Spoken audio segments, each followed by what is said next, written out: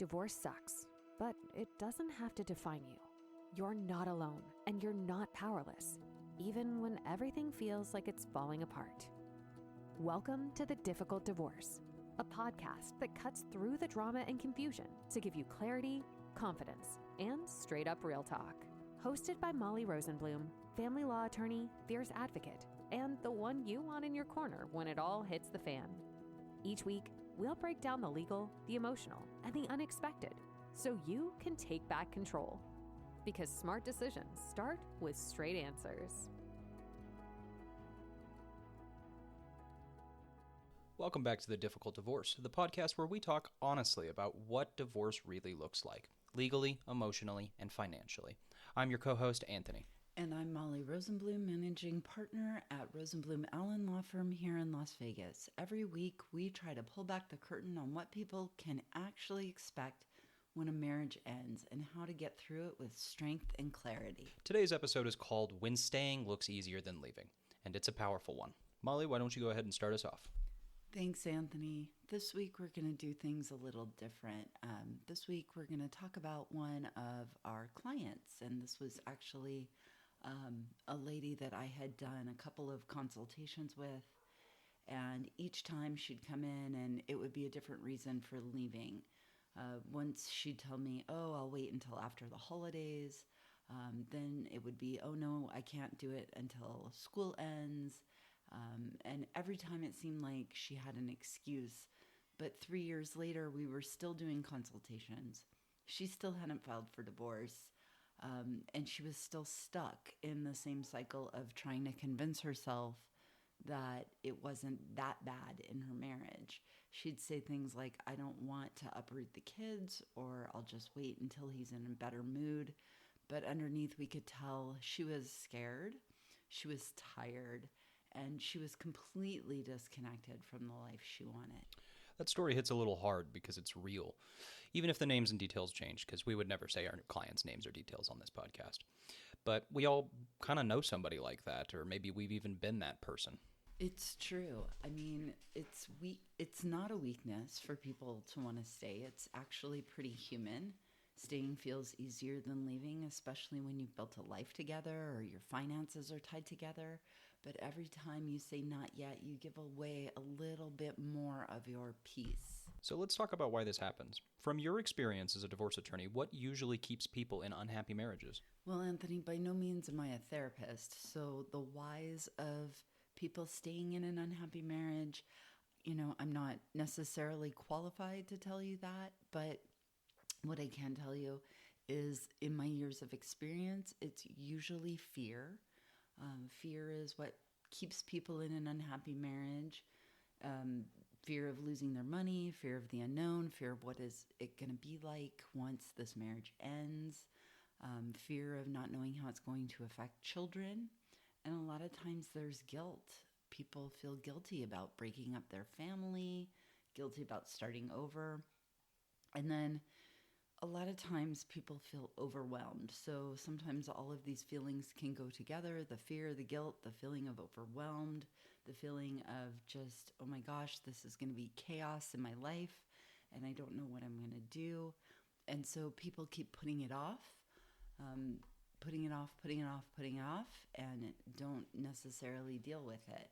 Right, and I understand how that goes. I mean, you put stuff off, and then weeks turn into months, and months eventually turn into years, and it can just keep going. Yes, and what I tell our clients is getting information isn't the same as getting divorced. You can meet with a lawyer, talk through your options, and just understand what it would look like. That alone can calm a lot of fear and get people in a place where they can really start thinking strategically about, do they really want to do this?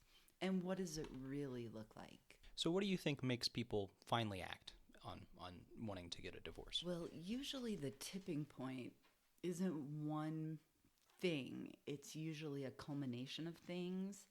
And what we hear from people is that it could be a small moment, a comment from a child or one of their kids that tells them, daddy's mean, or mommy always yells, or mommy seems unhappy, or mommy cries all the time. And then there's a realization Sometimes it's a quiet moment where they just think to themselves, I can't live like this anymore. So what about that story with the client that you were just telling us about? So the client from the story that I told you that kept putting it off and putting it off and doing consultations, she told me it wasn't one big fight. It was a Saturday morning, everyone eating breakfast, and she just felt nothing. No hope, no connection. And that's when she decided to get information and really start planning for the end of the marriage. That makes sense. It's usually a culmination of many different things, from lost feelings or feeling hopeless or generally not wanting to be in the relationship for whatever reason. Yes, and that's why I encourage people to start preparing before they leave. Do it thoughtfully, do it quietly if you're concerned, especially if there's violence in your relationship. And there's nothing to feel guilty about. Marriages end, and unfortunately, for some people, that's just part of life.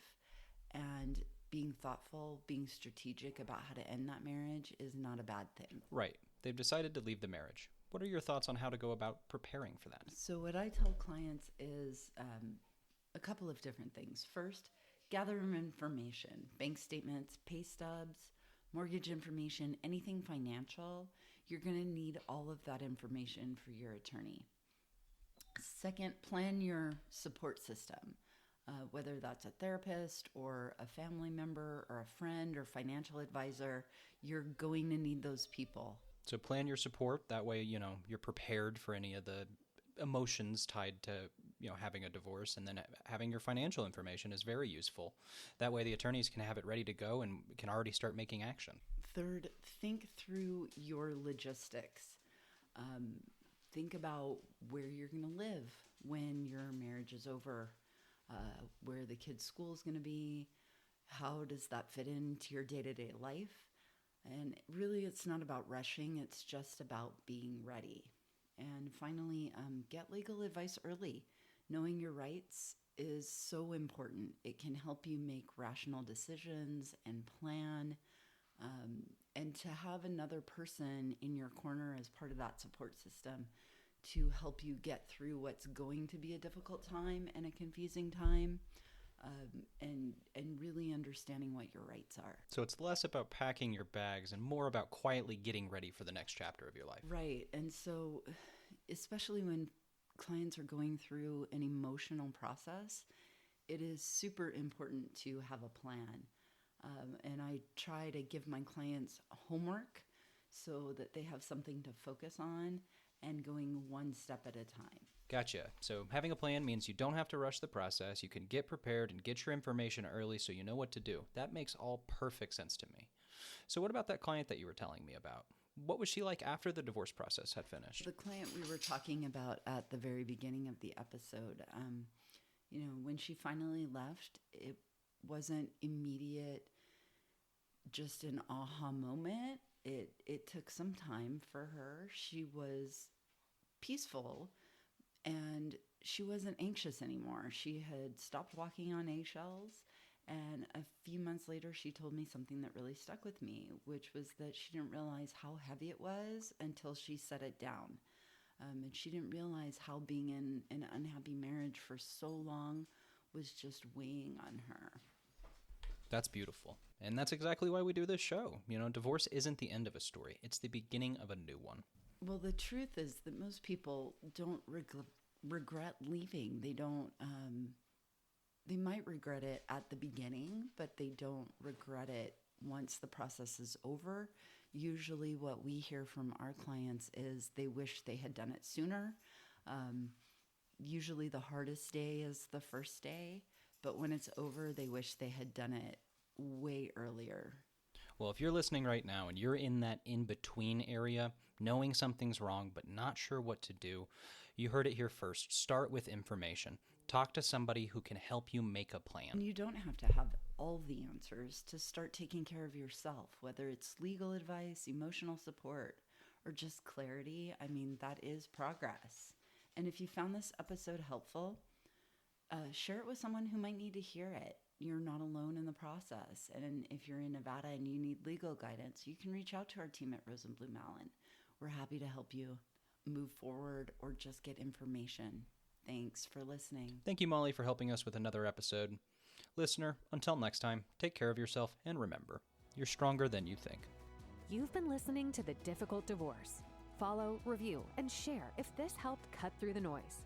Find more tools and real talk on our website at rosenblumlawlv.com. And be sure to tune back in for the next episode. Because in divorce, what you don't know will cost you.